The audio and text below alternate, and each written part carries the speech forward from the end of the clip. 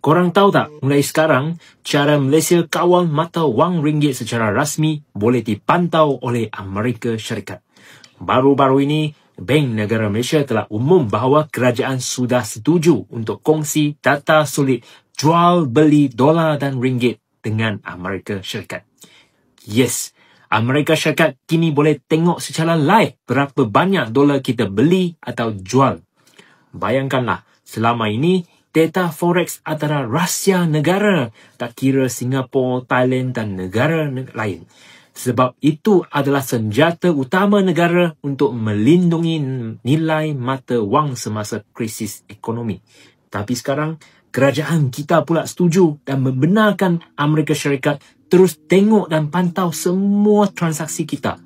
Ini bermaksud, kalau nilai ringgit jatuh dan Bank Negara nak jual dolar besar-besaran untuk pertahankan ringgit, Amerika Syarikat boleh kata, ini manipulasi mata wang dan Bank Negara dah tak boleh bertindak bebas sesuka hati. Malah KWSP, Khazanah, PNB tak boleh guna pelaburan luar negara untuk mengawal nilai ringgit. Tetapi Amerika Syarikat boleh pantau. Bayangkanlah mak korang nak beli barang, makcik sebelah pula berhak untuk memantau dan bertanya sebab mak korang nak beli barang. Korang tanya sendiri, logik ke tak logik? So, maksud dia sekarang, Malaysia secara tidak langsung telah menjual kedaulatan kita dengan cara menjual hak monetary kepada Amerika Syarikat. Sebaliknya, Amerika Syarikat secara rasminya boleh tengok hutang kawalan ekonomi kita. Lagi ngeri, ia bukan lagi teori konspirasi tahu. Ia telah ditandatangani dan dipersetujui oleh kerajaan kita.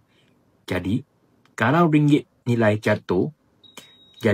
kalau nilai ringgit jatuh, kita tak boleh dah nak buat apa-apa sesuka hati. Amerika Syarikat pula boleh tengok, boleh tegur, boleh hentikan transaksi kita. Mana kedaulatan kita? This is the first time in sejarah sovereign tata mata wang kita bukan lagi 100% milik kita. Jadi, soalan saya satu saja. Kalau ini bukan jualan kedaulatan negara, nak panggil apa? Kerjasama strategik? Atau kita dah mula jadi budak Amerika Syarikat tetapi belum sedar?